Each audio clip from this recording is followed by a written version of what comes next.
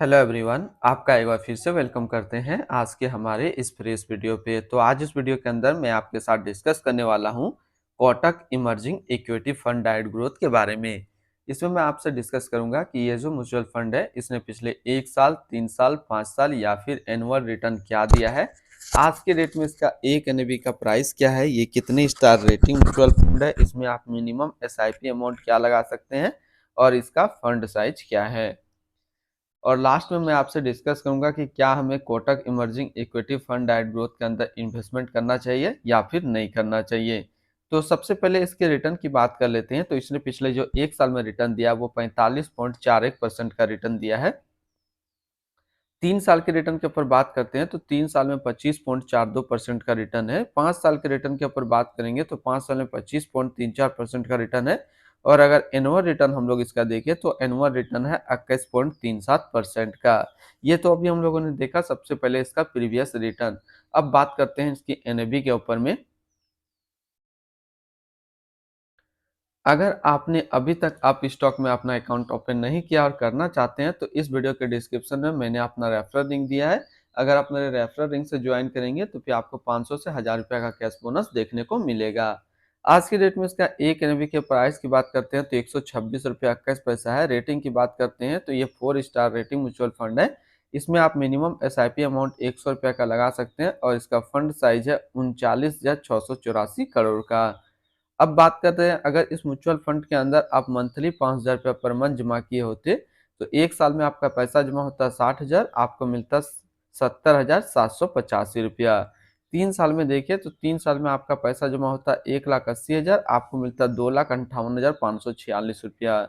5 साल का देखिए तो 5 साल में आपका पैसा जमा होता 3 लाख, आपको मिलता 5,99,260 रुपया।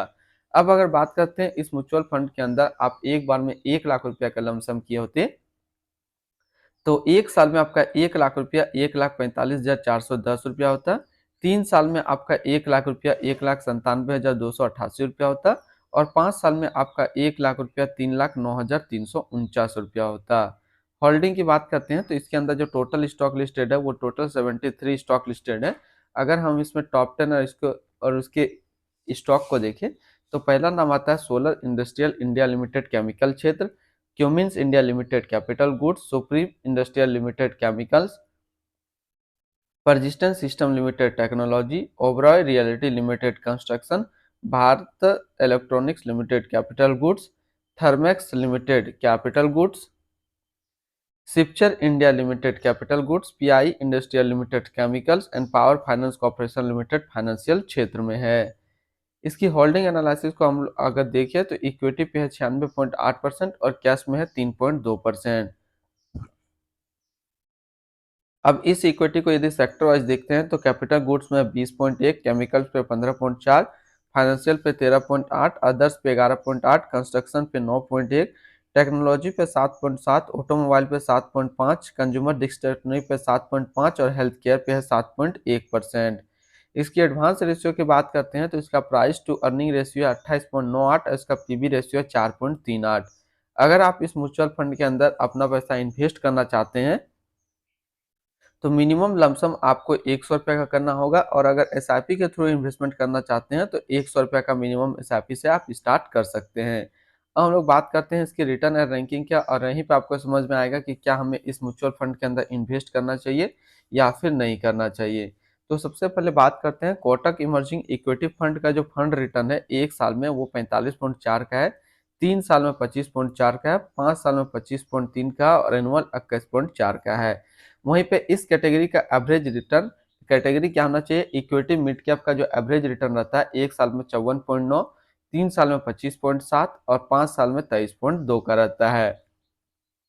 तो यहाँ से देखा जाए यदि आप शॉर्ट टर्म देख रहे हैं equity mid cap mutual funds तो फिर ये म्यूचुअल फंड्स आपके लिए सही नहीं है, क्योंकि ये 1 साल और 3 साल में अपना कैटेगरी एवरेज से भी कम रिटर्न दे रहा है। यानी कि शॉर्ट पीरियड में यदि आप मिड कैप ढूंढ रहे हैं तो ये मिड कैप आपके लिए सही विकल्प नहीं है। अगर आप लॉन्ग टर्म देख रहे हैं मिड कैप तो फिर ये आपके लिए अच्छा विकल्प हो सकता है। अगर आप शॉर्ट टर्म देख रहे हैं तो फिर कौन कौन सा इसके आसपास सिमिलर फंड्स है वो आपको यहाँ पे दिखेगा। वो है quant mid cap fund diet growth, जो कि 1 साल का रिटर्न देख सकते हैं करीब 73% का है। Motilal Oswal mid cap fund direct growth 1 साल का return 63%। Nippon India growth fund direct growth, HDFC mid cap opportunity direct plan growth, Kotak emerging equity fund direct growth. तो इसके आसपास इतने सारे इसके सिमिलर फंड्स हैं। इसकी एक्सपेंस रेशियो की बात कर लेते हैं तो इसका एक्सपेंस रेशियो है 0.38% का। और एग्जिट लोड की बात कर लेते हैं, अगर आप इन्वेस्ट किया हुआ पैसा 365 दिनों के अंदर अपना इन्वेस्टमेंट का 10% से ज़्यादा निकालेंगे तो फिर आपको 1% का यहाँ पे एग्जिट लोड देना होगा। अब हम लोग बात कर लेते हैं इसकी fund house and investment objects को। Kotak Mahindra mutual fund total assets में इंडिया पे नंबर 5 पे रैंक करता है। ये म्यूचुअल फंड स्टार्ट हुआ 5 अगस्त 1994 को। इसका टोटल असिस्ट अंडर मैनेजमेंट है 3,78,171 करोड़ का। बात करते हैं Kotak emerging equity fund direct growth. ये एक इक्विटी म्यूचुअल फंड है जो कि लॉन्च किया गया है कोटक महिंद्रा म्यूचुअल फंड की तरफ से। ये म्यूचुअल फंड स्टार्ट हुआ है 5 अगस्त 1994 को। पंकज टिबरेवाल अभी इसका करंट फंड मैनेजर है। इस फंड का करंटली असिस्ट अंडर मैनेजमेंट है 3,78,172 करोड़ का। और लेटेस्ट में भी 126 रुपया 21 पैसा। बात करते हैं Kotak emerging equity fund direct growth. ये एक काफी हाई रिस्क म्यूचुअल फंड है। इसमें मिनिमम एसआईपी अमाउंट 100 रुपया का सेट किया गया है और मिनिमम लमसम भी 100 रुपया का सेट किया गया है। यदि आप इन्वेस्ट किया हुआ पैसा 365 दिनों के अंदर अपना इन्वेस्टमेंट का 10% से ज्यादा निकालेंगे तो फिर आपको यहाँ पे 1% का एग्जिट लॉस देना होगा। तो आज इस वीडियो के अंदर मैंने आपके साथ डिस्कस किया कोटक इमर्जिंग इक्विटी फंड के बारे में। फिर मिलते हैं हम लोग नेक्स्ट कोई इस तरीके का वीडियो की अच्छी जानकारी को लेकर के।